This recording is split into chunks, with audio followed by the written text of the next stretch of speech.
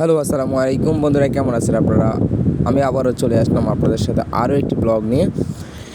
এই ব্লগটি হচ্ছে আমি একটু লং জার্নিতে আছি বলতে আমি যাচ্ছি আমি যেখানে জব করি ওই কোম্পানিরই যে মেইন হেড অফিসে। তো ওই হেড অফিসে যাচ্ছি।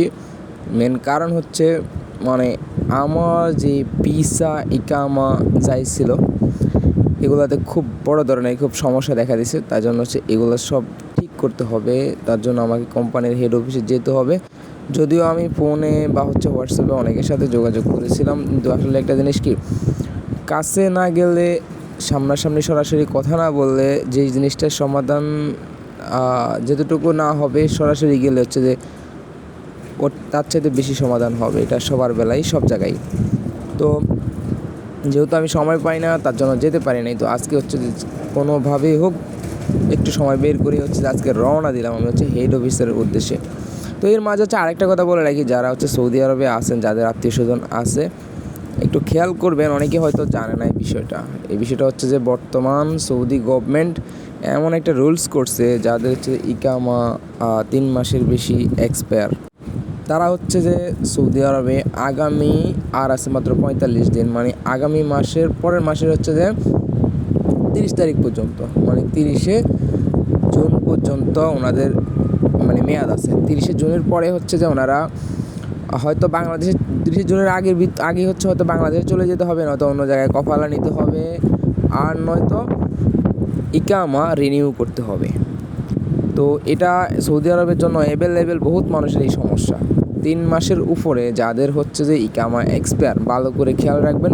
3 মাসের উপরে যাদের ইকামা এক্সপায়ার, তাদেরকে যে যদি আগামী 2 মাসের মধ্যে, মানে আগামী জুনের 30 তারিখের আগে যদি তারা ইকামা রিনিউ না করে বা অন্য জায়গায় কফালা ট্রান্সফার না করে, তাহলে গভর্নমেন্টের পক্ষ থেকে তাদেরকে যেটা হুরুপ বলা হয়, মানে ওনাদেরকে যে ওনাদের ইকামা ব্লক করে দিবে।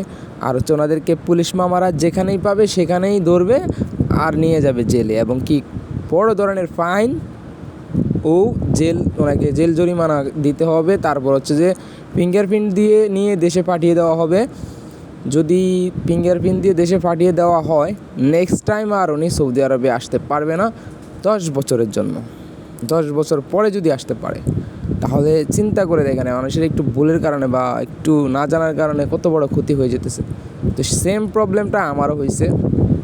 তো আমি এতদিন ভাবতেছিলাম যেহেতু আমি দেশে চলে যাব, আমার ফোনে অলরেডি মেসেজ আসছে, আমি ভাবছি দেশে চলে যাব, যদি কোম্পানি না করে বা দেশে না গেলে অন্য জায়গায় কফালা নিব। আসলে অন্য জায়গায় কফালা নিতে গেলে আমার বাংলাদেশি প্রায় 4 লক্ষ টাকার মতো লাগে। তো সেটা আমি চাই না। এখন আমার এত টাকা আমি কেন ব্যয় করব? 4 লক্ষ টাকা ব্যয় করার চাইতে আমি দেশে চলে যাই। তো কোম্পানির সাথে কথা বললাম, আজকে কথা বলার জন্য যাইতেছিলাম, ফোনে কথা বলছি, উনি বলছে করবে। তো আজকে গিয়ে এই যে কোম্পানির হেড অফিসে আমি চলে আসছি। তো ইনশাআল্লাহ কোম্পানির থেকে যে আমাকে আশ্বাস দিল যে সব কিছু ঠিকঠাক করে দিবে। তারপর যে আমি আবার ব্যাক করতেছি। তো আসলে কি ব্যাক করতে করতে আমাকে অনেক রাত হয়ে গেছে। তো দেখতে পাচ্ছেন রাতের দৃশ্য, আর এখানে আর আগে ছিল দিনের দৃশ্য। তো আসলে অনেক লেট হয়ে গেছে, আর তখন খুব ক্লান্ত হয়ে গেছিলাম। পরে যে আর ভিডিও মেক করা এগুলো আমার কাছে একদম পরে বিরক্তর মতো লাগছিল। তো সকলে ভালো থাকবেন। যদি কারো আত্মীয় স্বজন থাকে, খোঁজ নিয়ে দেখবেন। যদি কারো ইকামা 3 মাসের অতিরিক্ত এক্সপায়ার থাকে, তাকে স্মরণ করিয়ে দিবেন তার কোম্পানিকে বলার জন্য বা কোনো পদক্ষেপ নেওয়ার জন্য। তো আসসালামু আলাইকুম, সকলে ভালো থাকবেন। আল্লাহ হাফেজ, আল্লাহ হাফেজ, আল্লাহ হাফেজ। আমার জন্য দোয়া করবেন, আর আমি যেন আমার কাগজপত্রগুলো ঠিক মতো পেয়ে যাই, আমার ডকুমেন্টসগুলো যত ঠিকঠাক হয়ে যায়, সেজন্য সকলের কাছে দোয়া প্রার্থী। সকলে আমার জন্য দোয়া করবেন। সকলে ভালো থাকবেন, সুস্থ থাকবেন, আর সবার আত্মীয় স্বজনকে খেয়াল রাখবেন।